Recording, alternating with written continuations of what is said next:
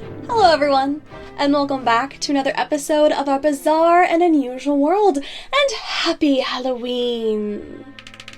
Today is the perfect day to talk all about Halloween, its history, and its origins.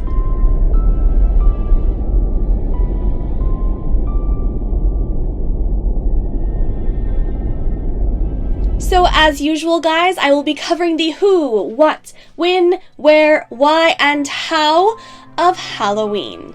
So in case you don't know, Halloween is a holiday that falls on October 31st and happens to be my favorite holiday. So let's start off with the who. Basically, who started or created Halloween? Halloween has not always been as you know it today. It has changed and evolved over the centuries quite a bit. So when looking to the history of the celebration or the origins, the Celts are really the ones that are responsible for the festivals that would one day turn into Halloween.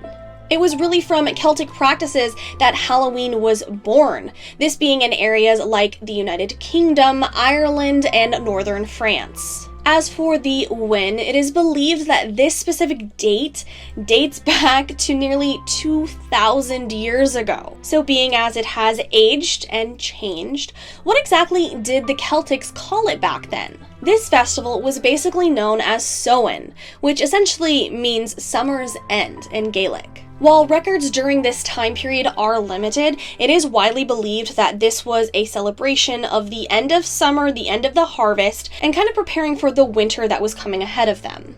So November 1st was their new year, so the Celts believed that the night before, being October 31st, or what would become Halloween, according to Celtic mythology, the veil between the other world and ours starts to blur, or it thins. So during this night celebration, it allows spirits to walk among us, allowing those souls to return, if you will. So with the Celtic pagan origins, that meant that the night of Samhain, the ghosts and spirits were allowed to walk among us. Now on these nights, as part of the celebration of Samhain, huge bonfires were created where people would sometimes come to burn the old crops, or even make offerings of food to their past ancestors or the spirits around them, basically. People would wear costumes during this time. Most of them were related to animals, whether that be like animal head inspired, animal skins, things of that nature. Some sources suggest that these specific costumes were a way to confuse demons. While the veil was thinned around and the spirits were among them, they were costumed to confuse the demons. To guide or distract spirits from settling into homes or houses, people would often carve in little designs into turnips and place candles inside them.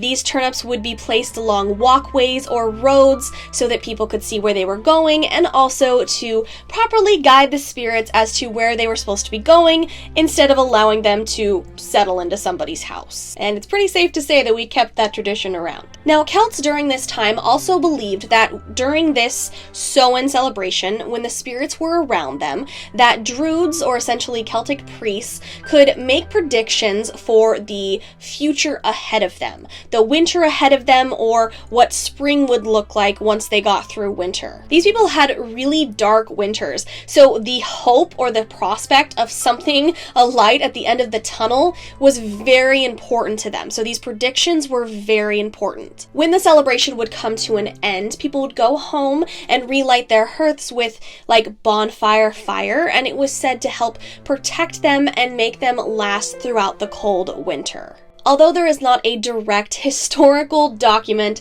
that connects Samhain to Halloween today, historians really believe that Samhain, or All Hallows Eve, really helped inspire what we celebrate today on October 31st. So where did it spread?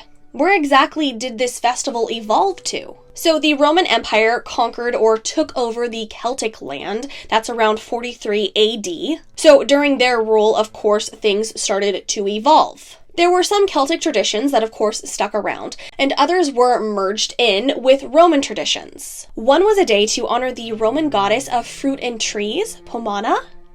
Now, Pomana's symbol was an apple, so some people speculate that the Samhain and Roman traditions merged together, and maybe this is why we bob for apples today. As the years went on, Christianity moved into the Celtic land, and around 1000 AD, the church actually made November 1st All Souls Day to basically honor the dead. Many people believe that this was an attempt to replace the Celtic tradition and instead make it church-related. This day was celebrated very similar to how Samhain was celebrated, with the celebrations, the bonfires, the costumes, the offerings, and so on. It was a very similar festival, it's just now it was a church-related holiday. So All Saints' Day, or All Souls' Day, came to be known as All Hallows. So All Hallows' Eve would be the night before that. All Hallows' Eve, of course, now Halloween. Sometimes during these Souls Days parades, little cakes were passed out, and people connect that to the offerings that people made during Samhain to their past ancestors, and other people suggest that this was their form of trick-or-treating during the parades. So Scottish poet Robert Burns is thought to help popularize the term Halloween with his 1785 poem with the same name. But really, it's hollow, like a holy person, referring to All Saints' Day. The N part is basically eve or evening before. So Halloween, the night before All Saints' Day. From there, the where really moves to America. So because of the very strict beliefs that came with the New England colonies, Halloween was not widely celebrated during that time. However, there were some traditions that were carried over into America, and as those traditions started to mix with Native American traditions, different forms and versions of Halloween started to emerge, once again continuing to evolve and change over time. This would include things like parties to celebrate the harvest. People or neighbors would come together, they would tell ghost stories, they would dance, they would sing, they would share meals together and just celebrate this harvest season. And by the middle of the 19th century, annual autumn seasons were very popular and a regular thing. And as time continued, more immigrants came to America. English and Irish traditions mixed into what Halloween was, and things changed and evolved. Irish and English traditions of dressing up in costumes and going door to door and asking for food or money clearly became our trick-or-treat today. Or even people playing tricks or pranks along the towns. Things like tipping over outhouses, opening farmers' gates, and egging people's houses. In the late 1800s, there was a shift in America with how Halloween was celebrated as a holiday. Instead of focusing on the ghosts or the pranks or the witchcraft or anything like that, people instead focused more on their community. Parties were held where the whole community was invited, adults, children, it was all very family friendly. They had fun games, and it was just a very positive experience.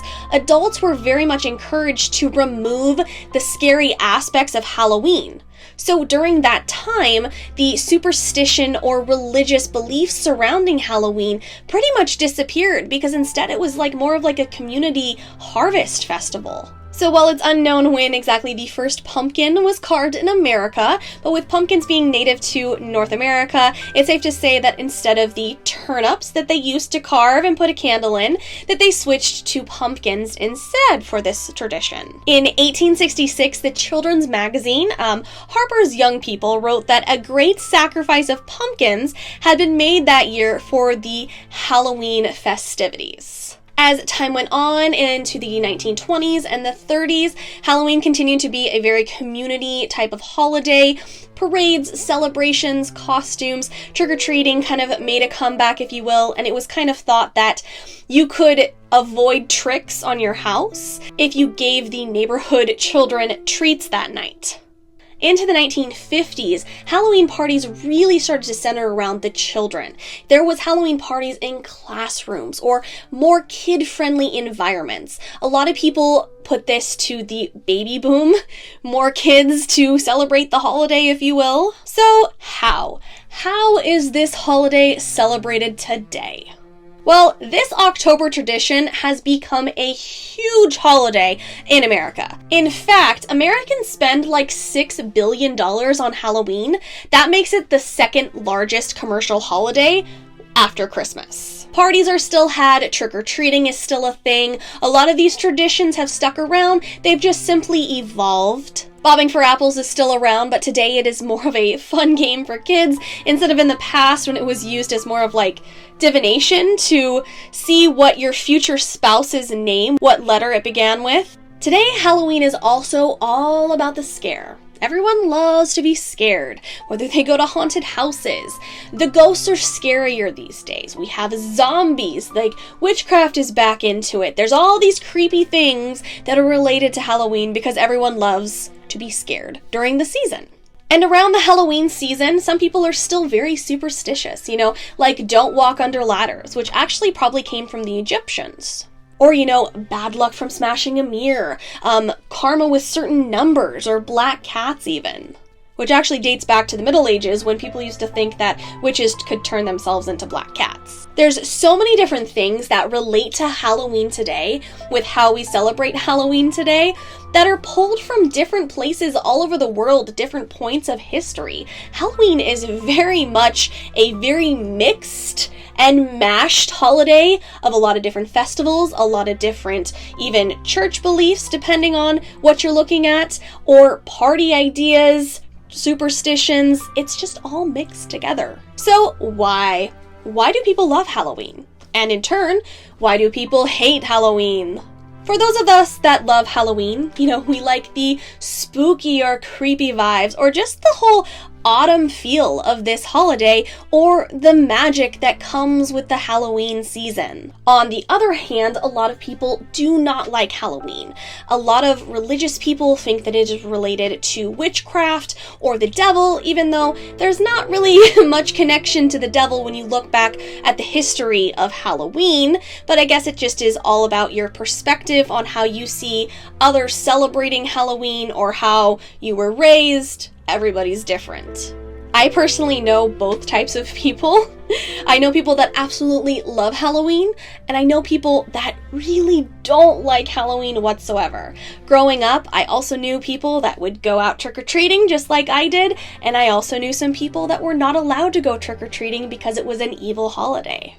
So what do you guys think of Halloween? Do you enjoy Halloween? Is it your favorite holiday? Is Halloween not for you? You hate it? You think it's evil? Do you think it's more of a kid's holiday? Or do you think that the adults have taken it back? As always, I love to hear your comments and your thoughts on the history of Halloween or All Hallows Eve. Thank you so much for watching today's episode. Please have a fun and safe Halloween or All Hallows Eve tonight, guys, and I will see you in the next episode. Bye, lovelies.